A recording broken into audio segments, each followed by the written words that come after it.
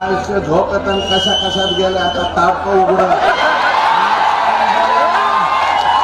अरे खरंच ह्या फाकड्याने मनात घेतला ना चोरवळीत आयुष्य जेल मध्ये जाईल. हातभर काय पार 2 हात पुराणी एवढं घबाळ आहे माझ्याकडे. आजपर्यंत मी काढला नाही कधी, माझी नियत नाही ती. आणि तुम्ही म्हणता बाई पकडली नामके पकडली. अरे मी जे पकडले ते 2च पकडल्या, तुझ्यासारखे 56 नाही. 2 मी 56 नाही उघड्या माझ्या रस्त्यावर पडल्या काय अजित पवाराला सेंट्रल मध्ये भाषण करायला.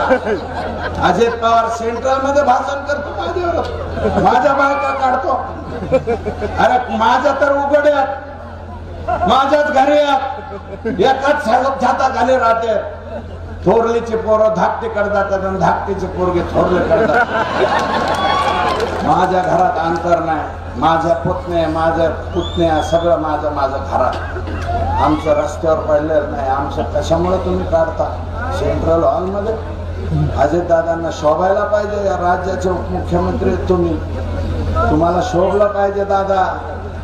आणि कोणाला आमचा तीव्र काढायला अजून तर मी काहीच बोललो नाही.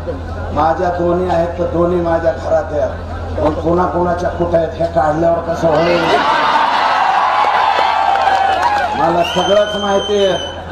कोणाच्या कुठं राहत्यात, कुठं बंगले बांधलेले, कुठं काय सगळं माहिती आहे.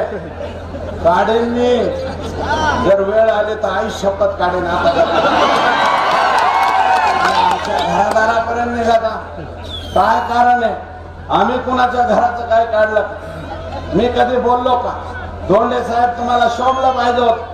तुम्ही इथं मानता सुरेश धस आणि पैसा या 2 गोष्टीचा कधीच एकत्र होऊ शकत नाही. अरे आजपर्यंत पैशाला कधी एवढीची किंमत न देणारे ठाकरेचे औलाद आहे. माझ्या बापाची तीच होती आणि मी सुद्धा त्याचे आजही माझ्याजवळ हे भेक्को म्हात्रेचे औलाद ठोकाट सुट्टे 100 रुपये असतील. रोज घरून निघताना म्हणावं लागतं 2-1 तरी द्या. पावणे 2,000 किलो होऊन जाते.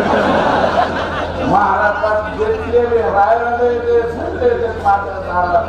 सुद्धा बांधव माझ्या दारात. अरे ज्याच्या जीवनामध्ये पहाट झाली नाही ते फक्त लालासाहेब माझ्या दारात येते. त्याच्यामुळं आम्हीच असतो